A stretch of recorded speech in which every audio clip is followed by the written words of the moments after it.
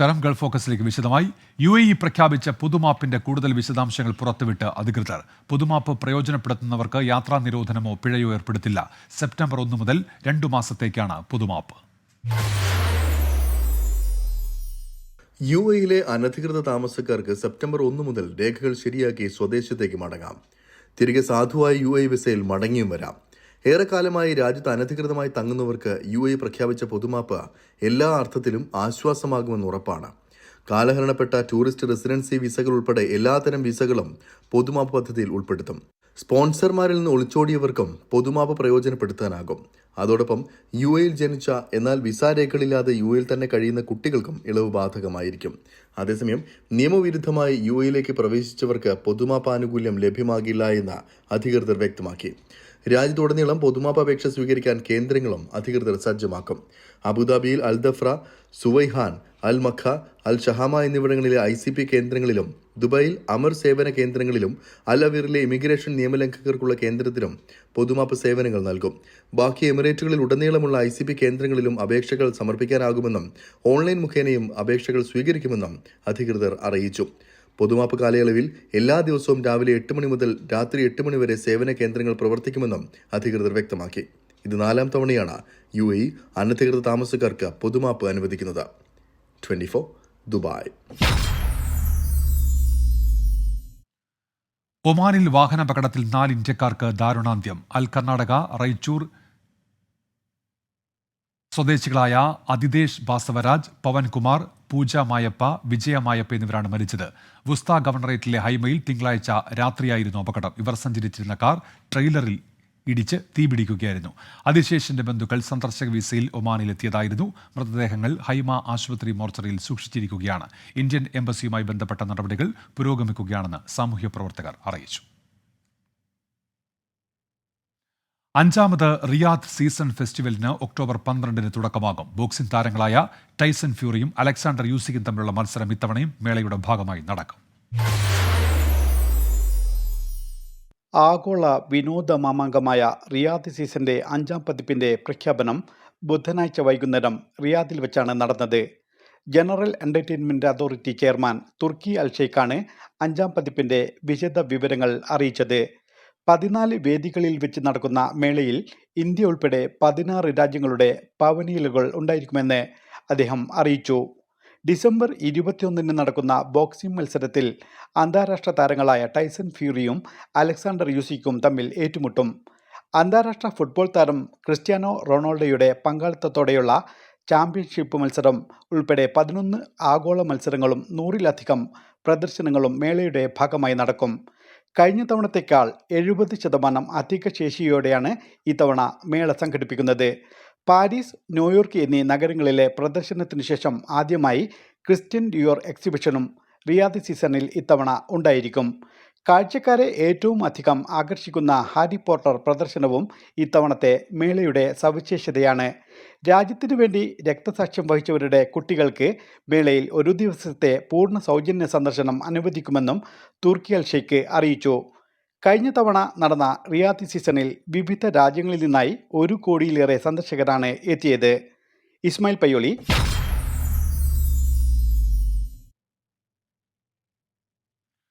Passport സേവാ പോർട്ടലിൽ നവീകരണ പ്രവർത്തനങ്ങൾ നടക്കുന്നതിനാൽ സെപ്റ്റംബർ 2 വരെ പാസ്പോർട്ട് PCC സേവനങ്ങൾ ലഭ്യമായിരിക്കില്ലെന്ന് ഖത്തർ ഇന്ത്യൻ എംബസി അറിയിച്ചു. വിസ സർവീസ്, അറ്റസ്റ്റേഷൻ അടക്കമുള്ള മറ്റ് കോൺസുലർ സേവനങ്ങൾ മുടക്കമില്ലാതെ തുടരും. എംബസി അധികൃതർ വാർത്താക്കുറിപ്പിലാണ് ഇക്കാര്യം അറിയിച്ചത്. യുഎഇയിലെ സാഹസിക യാത്രികരുടെ കൂട്ടായ്മയായ A4 അഡ്വഞ്ചറിന്റെ ആഭിമുഖ്യത്തിൽ സംഘടിപ്പിച്ച badminton tournament racket night warriors വിജയികളായി. സ്മാഷ് മാസ്റ്റേഴ്സാണ് runners up.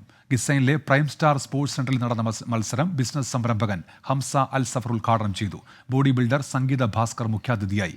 Hari north Kottancheri അധ്യക്ഷത വഹിച്ചു. Intermediate men and women, beginners, men and women, mixed double എന്നിങ്ങനെ 5 വിഭാഗങ്ങളായി തിരിച്ചായിരുന്നു മത്സരം. കുവൈറ്റിൽ ഗതാഗതക്കുരുക്കിന് പരിഹാരം കണ്ടെത്താൻ ആഭ്യന്തര മന്ത്രാലയം വിവിധ സർക്കാർ വകുപ്പുകളുമായും ഏജൻസികളുമായും ചർച്ച നടത്തി. General directorate of traffic director general brigadier general Jamal al ഫൗദരിയുടെ അധ്യക്ഷതയിലാണ് യോഗം ചേർന്നത്. പൊതുമരാമത്ത് മന്ത്രാലയം, വിദ്യാഭ്യാസ മന്ത്രാലയം, Kuwait municipality, public authority for roads and land transport, civil service bureau, ഫത്വ, നിയമനിർമ്മാണ വകുപ്പ് എന്നിവയുടെ പ്രതിനിധികൾ യോഗത്തിൽ പങ്കെടുത്തു.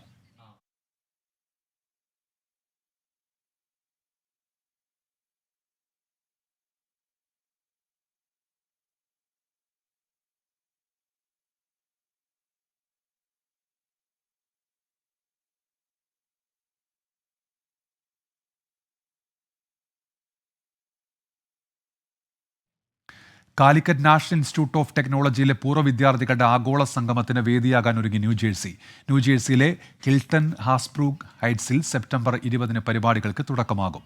പൂർവ്വ വിദ്യാർത്ഥികൾ, ഫാക്കൽറ്റി അംഗങ്ങൾ, വ്യവസായ പ്രമുഖർ എന്നിവർ ഉൾപ്പെടെ 200-ലധികം പേർ പങ്കെടുക്കും. ഇതോടൊപ്പം national institute of technology Calicut alumni USA chapter September 20 വൈകിട്ട് 7:30 ഔദ്യോഗികമായി ലോഞ്ച് ചെയ്യും.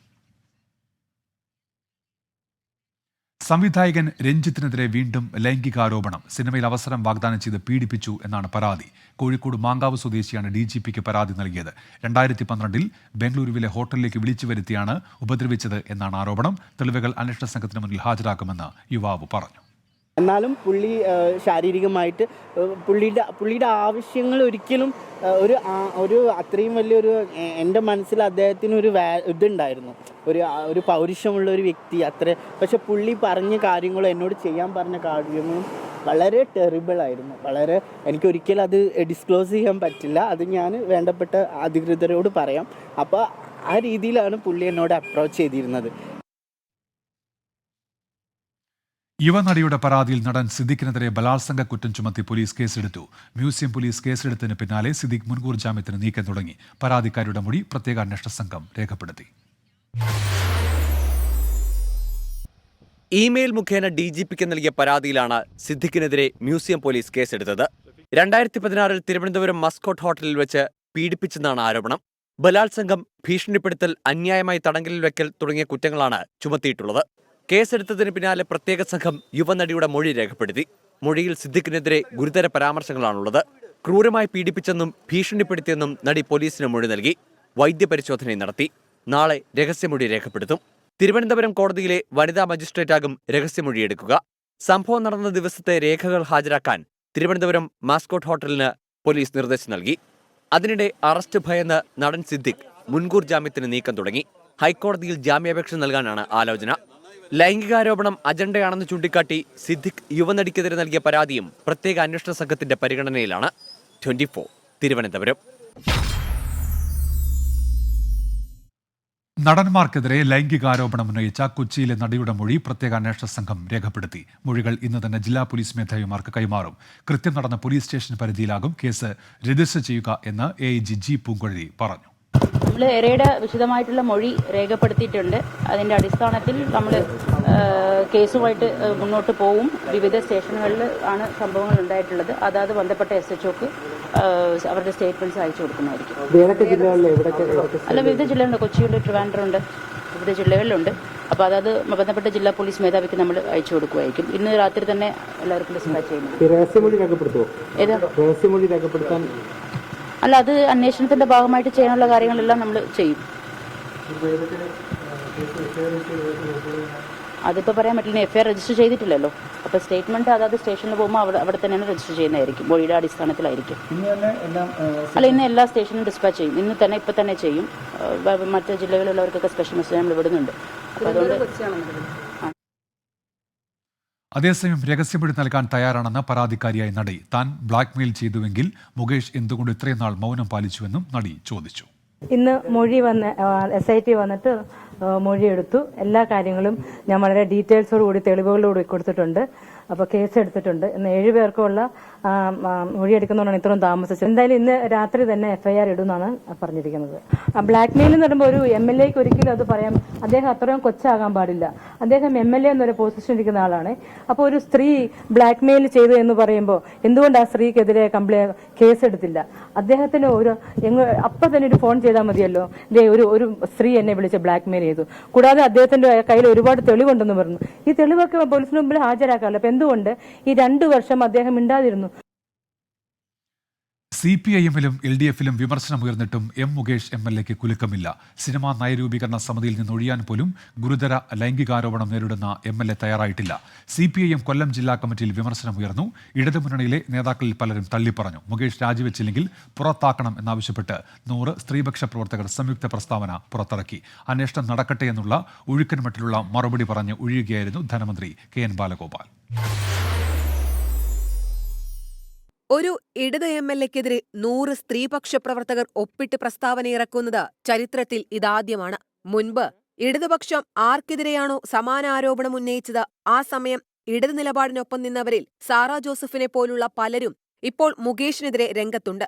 ഗാർഹിക പീഡനം, ബലാത്സംഗം, തൊഴിൽ മേഖലയിലെ ലൈംഗിക പീഡനം തുടങ്ങി ഗുരുതര ആരോപണങ്ങൾ ചൂണ്ടിക്കാട്ടിയാണ് പ്രസ്താവന. MLA സ്ഥാനം രാജിവെക്കണമെന്ന കടുത്ത നിലപാട് കോൺഗ്രസിനില്ല. എന്നാൽ മുകേഷിനൊപ്പമല്ലെന്ന് തെളിയിക്കാൻ CPIM MLA-യെ സഹായിക്കുന്നത് BJP ആണെന്ന് പറഞ്ഞാണ് സതീശന്റെ പ്രതിരോധം. BJP-യുടെ കേന്ദ്രമന്ത്രി ഇറങ്ങിയിരിക്കുകയാണ്. ആരെ രക്ഷിക്കാനാ? CPM-ന്റെ MLA രക്ഷിക്കുക. എന്താ കഥ? BJP-യുടെ കേന്ദ്രമന്ത്രി ആരെ എന്തിനു വേണ്ടിയിട്ടാണ് നിങ്ങളെ തട്ടിമാറ്റിയത്? CPM-ന്റെ ഒരു MLA സംരക്ഷിക്കാൻ വേണ്ടി. എന്തൊക്കെയാ കാണുന്നത് നമ്മള്? BJP-യെ ചാരിയുള്ള സതീശന്റെ ഈ നീക്കത്തെ പ്രതിരോധിക്കാൻ BJP സംസ്ഥാന അധ്യക്ഷന് കടുത്ത നിലപാടെടുക്കേണ്ടി വന്നു. മുകേഷിനെതിരെ ഉയർന്നു വന്നിരിക്കുന്ന ഗൗരവതരമായ ആരോപണത്തിൽ അദ്ദേഹത്തെ ചോദ്യം ചെയ്യേണ്ട ആവശ്യമുണ്ട്. അദ്ദേഹത്തിനെതിരെ ക്രിമിനൽ കേസെടുക്കേണ്ട ആവശ്യമുണ്ട്. അദ്ദേഹത്തെ അറസ്റ്റ് ചെയ്ത് നടപടിയെടുക്കേണ്ട ആവശ്യമുണ്ട്.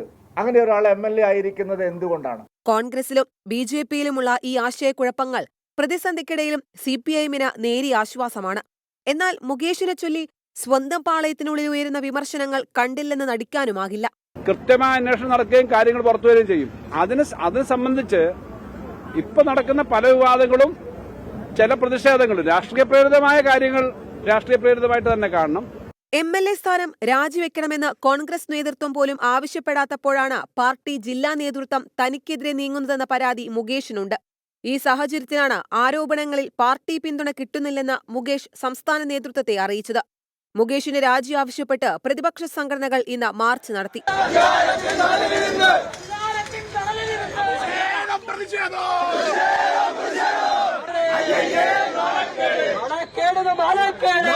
News desk 24. അമ്മയ്ക്ക് പിന്നാലെ ഹേമ കമ്മിറ്റി റിപ്പോർട്ടിനെ ചൊല്ലി ഫെഫ്കയിലും പൊട്ടിത്തെറി. സിനിമാ നയരൂപീകരണ സമിതിയിൽ നിന്ന് ഫെഫ്ക ജനറൽ സെക്രട്ടറി B. ഉണ്ണികൃഷ്ണനെ ഒഴിവാക്കണമെന്ന് സംവിധായകൻ ആഷിഖ് അബുവും വിനയനും ആവശ്യപ്പെട്ടു. B. ഉണ്ണികൃഷ്ണന്റേത് ഇരയ്ക്കും വേട്ടക്കാരനും ഒപ്പം നിൽക്കുന്ന നിലപാടെന്നാണ് വിമർശനം. ഹേമ കമ്മിറ്റി റിപ്പോർട്ടിലെ അതിജീവിതർക്കൊപ്പമെന്ന നിലപാട് പ്രഖ്യാപിച്ച ഫെഫ്ക സ്വന്തം അംഗങ്ങൾക്കെതിരെ ഉയർന്ന ലൈംഗിക അതിക്രമ കേസിൽ മൗനത്തിലാണ്. ഗുരുതരമായ കണ്ടെത്തലോ അറസ്റ്റോ നടന്നാൽ മാത്രം രഞ്ജിത്ത് അടക്കമുള്ള അംഗങ്ങൾക്കെതിരെ നടപടിയെടുക്കാമെന്ന നിലപാടിലാണ് ജനറൽ സെക്രട്ടറി B. ഉണ്ണികൃഷ്ണൻ. ഈ നിലപാടാണ് സംവിധായകൻ ആഷിഖ് അബുവിനെ ചൊടിപ്പിച്ചത്. ഹേമ കമ്മിറ്റി റിപ്പോർട്ടിൽ സംഘടന കുറ്റകരമായ മൗനം പാലിച്ചു. ഇന്ന് പുറത്തുവിട്ട വാർത്താക്കുറിപ്പിലുള്ളത് B. ഉണ്ണികൃഷ്ണന്റെ മാത്രം നിലപാടാണ്. കഴിഞ്ഞ കുറച്ചു നാളായി സംഘടന B. ഉണ്ണികൃഷ്ണനിലേക്ക് മാത്രം ചുരുങ്ങിയെന്നും വിമർശനം. B. ഉണ്ണികൃഷ്ണനെതിരെ സംവിധായകൻ വിനയനും രംഗത്തെത്തി. സിനിമാ നയരൂപീകരണ സമിതിയിൽ നിന്ന് ഒഴിവാക്കണമെന്നാണ് ആവശ്യം. തൊഴിൽ നിഷേധം നടത്തിയെന്ന കുറ്റത്തിന് കോമ്പറ്റീഷൻ കമ്മീഷൻ ഓഫ് ഇന്ത്യ ശിക്ഷിച്ച വ്യക്തിയാണ് ഉണ്ണികൃഷ്ണനെന്ന് വിനയൻ മുഖ്യമന്ത്രിക്ക് നൽകിയ കത്തിൽ വ്യക്തമാക്കിയിട്ടുണ്ട്. 24 കൊച്ചി. വഴി തടഞ്ഞെന്ന കേന്ദ്രമന്ത്രി സുരേഷ് ഗോപിയുടെ പരാതിയിൽ മാധ്യമപ്രവർത്തകർക്കെതിരെ പോലീസ് കേസെടുത്തു. തൃശൂർ രാമനിലയത്തിൽ അനുവാദമില്ലാതെ കയറിയെന്നും മന്ത്രിയെ തടഞ്ഞെന്നും ഗവൺമെന്റ് കൃത്യനിർവഹണം തടസ്സപ്പെടുത്തിയെന്നുമാണ് കേസ്. അതിനിടെ സുരേഷ് ഗോപിക്കെതിരെ മുൻ MLA അനിൽ അക്കര നൽകിയ പരാതിയിൽ പ്രാഥമിക അന്വേഷണം തുടങ്ങി. മുകേഷ് MLA സ്ഥാനം രാജിവെക്കുന്നത് സംബന്ധിച്ച് BJP നേതൃത്വവും കേന്ദ്രമന്ത്രി സുരേഷ് ഗോപിയും 2 തട്ടിലായതോടെ പ്രതികരണം തേടിയ മാധ്യമപ്രവർത്തകർക്ക് നേരെയായിരുന്നു കയ്യേറ്റം. ജനങ്ങൾക്ക് അറിയേണ്ട ചോദ്യങ്ങളാണ് ഞങ്ങൾ ചോദിക്കുന്നത്. എന്നാൽ രാത്രിയോടെ വഴി തടഞ്ഞെന്ന് കാട്ടി സുരേഷ് ഗോപി തൃശൂർ സിറ്റി പോലീസ് കമ്മീഷണർക്ക് പരാതി നൽകി. ഗവൺമെന്റ് കൃത്യനിർവഹണം തടസ്സപ്പെടുത്തിയതിനും അനുവാദമില്ലാതെ ഗസ്റ്റ് ഹൌസിൽ കയറിയതിനും കേന്ദ്രമന്ത്രിയുടെ വഴി തടഞ്ഞതിനെതിരെയുമാണ് കേസ്. അതിനിടെ മുൻ MLA അനിൽ അക്കര നൽകിയ പരാതിയിൽ തൃശൂർ സിറ്റി ACPയെ അന്വേഷണത്തിന് ചുമതലപ്പെടുത്തി. പരാതിക്കാരനായ അനിലക്കരയുടെ മൊഴി നാളെ രാവിലെ 11 മണിക്ക് രേഖപ്പെടുത്തും. അല്ല, എന്നെ ഇപ്പോ ACBയുടെ ഓഫീസിൽ നിന്നാണ് വിളിച്ചത്. മൊഴിയെടുക്കണം എന്ന് പറഞ്ഞു, പരാതി നൽകേണ്ട അടിസ്ഥാനത്തിൽ. ഭരണഘടനാ ലംഘനമാണ്, മാധ്യമ സ്വാതന്ത്ര്യത്തിനെതിരെയുള്ള കടന്നുകയറ്റമാണ്, ഒരു വ്യക്തിയുടെ സ്വാതന്ത്ര്യത്തിനെതിരെ നടത്തുന്ന കടന്നുകയറ്റമാണ്. അതിന്റെ അടിസ്ഥാനത്തിൽ മൊഴിയെടുക്കാൻ വിളിച്ചിട്ടുണ്ട്. ഞാൻ നാളെ പോലീസിന് മൊഴി കൊടുക്കും. പോലീസ് കേസെടുക്കും തന്നെയാണ് ഞാൻ പ്രതീക്ഷിക്കുന്നത്. സംഭവസ്ഥലത്തുണ്ടായിരുന്ന മാധ്യമപ്രവർത്തകരുടെ അടക്കം വിശദമായ മൊഴിയും പോലീസ് രേഖപ്പെടുത്തും. മൊഴിയുടെ അടിസ്ഥാനത്തിൽ നിയമോപദേശം തേടിയ ശേഷം കേസെടുക്കണമോ എന്നതിൽ അന്തിമ തീരുമാനം കൈക്കൊള്ളാനാണ് പോലീസിന്റെ നീക്കം. 24 തൃശൂർ. ശിരൂർ മണ്ണിടിച്ചിലിൽ കാണാതായ അർജുനായുള്ള ദൗത്യം പുനരാരംഭിക്കണം എന്നാവശ്യപ്പെട്ട് അർജുന്റെ കുടുംബം കർണാടക മുഖ്യമന്ത്രി സിദ്ധരാമയ്യയുമായി കൂടിക്കാഴ്ച നടത്തി. ഡ്രഡ്ജർ എത്തിച്ച് തിരച്ചിൽ പുനരാരംഭിക്കുമെന്ന് മുഖ്യമന്ത്രി ഉറപ്പു നൽകി. MK Raghavan MP, Manjeshwaram MLA AKM Ashraf എന്നിവരും ഒപ്പമുണ്ടായിരുന്നു.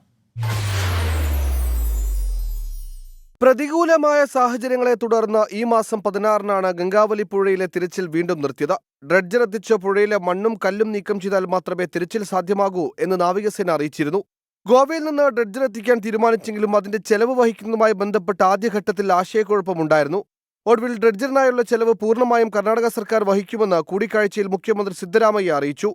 അദ്ദേഹം ഇന്ന് തന്നെ സംസാരിച്ച് ആവശ്യമായ നിർദ്ദേശം കൊടുക്കുമെന്ന് പറഞ്ഞു. ഏതായാലും ഇന്ന് രാത്രി ഞങ്ങൾ സതീശയിൽ MLA-യുമായി സംസാരിക്കും. അപ്പോൾ ഏതായാലും ഈ ഡ്രഡ്ജർ കൊണ്ടുവന്ന് ആവശ്യമായിട്ടുള്ള നടപടിക്രമം ഉടനെ ഉണ്ടാകും എന്നാണ് ഞങ്ങളുടെ പ്രതീക്ഷ.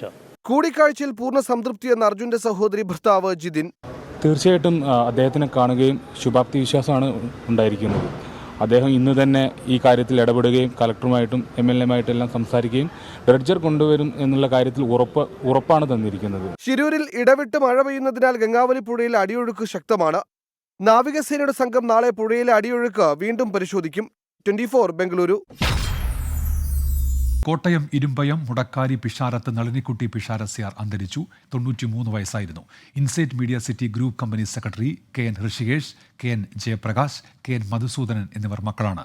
വാർദ്ധക്യ സഹജമായ അസുഖങ്ങളെ തുടർന്നാണ് അന്ത്യം. പരേതനായ നാരായണ പിഷാരടിയാണ് ഭർത്താവ്. സംസ്കാരം നാളെ വൈകിട്ട് 3 മണിക്ക് ആലുവയിൽ നടക്കും. പ്രശസ്ത ഗിറ്റാറിസ്റ്റ് ജോസ് തോമസ് അന്തരിച്ചു. 55 വയസ്സായിരുന്നു. അന്ത്യം ഹൃദയാഘാതത്തെ തുടർന്ന്. ബംഗളൂരുവിൽ നിന്ന് തിരുവനന്തപുരത്തേക്കുള്ള വിമാനയാത്രക്കിടെ ദേഹാസ്വാസ്ഥ്യം അനുഭവപ്പെടുകയായിരുന്നു. ഫ്ലവേഴ്സ് കുടുംബാംഗം കൂടിയായ അദ്ദേഹം ടോപ്പ് സിംഗറിലെ ഗിറ്റാറിസ്റ്റായിരുന്നു. കോട്ടയം ഈരാറ്റുപേട്ട സ്വദേശിയാണ്. വിവിധ ടെലിവിഷൻ ചാനലുകളിലെ മ്യൂസിക് റിയാലിറ്റി ഷോകളിൽ സ്ഥിരം സാന്നിധ്യമായിരുന്നു. SPB, യേശുദാസ്, KS ചിത്ര തുടങ്ങിയ പ്രശസ്ത ഗായകരുടെ സംഗീതവേദികളിൽ ഗിറ്റാറിസ്റ്റായി പ്രവർത്തിച്ചിട്ടുണ്ട്. മുല്ലപ്പെരിയാറിൽ പുതിയ ഡാം അനിവാര്യമല്ലെന്ന് മെട്രോമാൻ E. ശ്രീധരൻ. മുല്ലപ്പെരിയാർ റിസർവോയറിൽ നിന്ന് തമിഴ്നാട്ടിലേക്ക് തുരങ്കം നിർമ്മിക്കണം. വെള്ളം ശേഖരിക്കാനായി തമിഴ്നാട്ടിൽ ചെറിയ ഡാമുകൾ നിർമ്മിക്കണമെന്നും E. ശ്രീധരൻ പറഞ്ഞു. അതിനൊരു ഫൈനൽ ഡിസിഷൻ ഇനി ആയിട്ടില്ല. പക്ഷെ ഒരു പുതിയ ഡാം ഉണ്ടാകണമെങ്കിൽ അതിൻ്റെ വൈഷമ്യങ്ങൾ നമ്മൾ മനസ്സിലാക്കണം. ഒന്നാമതൊരു ഡാം ഉണ്ടാക്കണമെങ്കിൽ അതിനുള്ള ഫൗണ്ടേഷൻ എടുക്കണം. ആഴത്തിലുള്ള ഫൗണ്ടേഷൻ എടുക്കണമെങ്കിൽ ബ്ലാസ്റ്റിംഗ് ചെയ്യേണ്ടി വരും, പലതും ചെയ്യേണ്ടി വരും. ഈ ബ്ലാസ്റ്റിംഗ് അടുത്ത ഈ പുറത്തെ ഡാമിൻ്റെ അടുത്ത് ബ്ലാസ്റ്റിംഗ് ചെയ്ത് ഫൗണ്ടേഷൻ എടുക്കുകയാണെങ്കിൽ അത് വളരെ ഒരു ഡേഞ്ചറസ് പ്രാക്ടീസ് ആയിരിക്കും.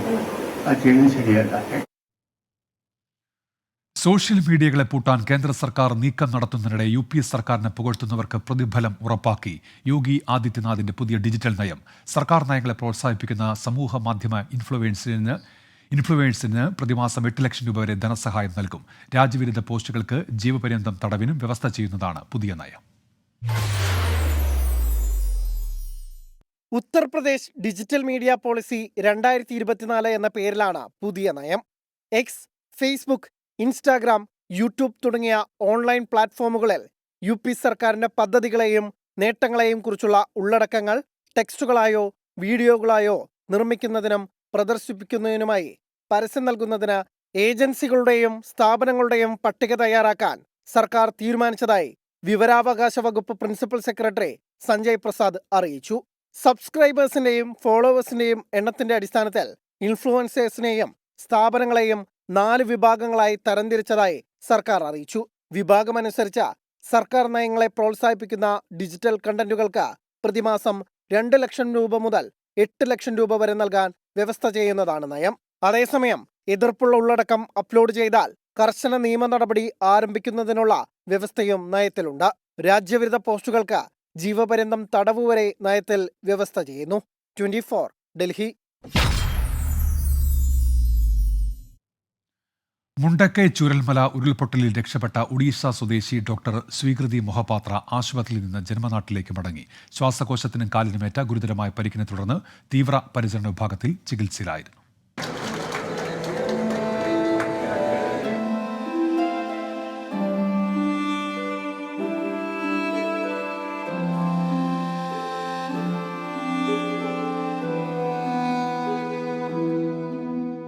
സുഹൃത്ത് പ്രിയദർശിനിയുടെ ഹണിമൂൺ ആഘോഷിക്കാനാണ് 4 പേരടങ്ങുന്ന സംഘം 28-ന് ചൂരൽമലയിൽ എത്തിയത്.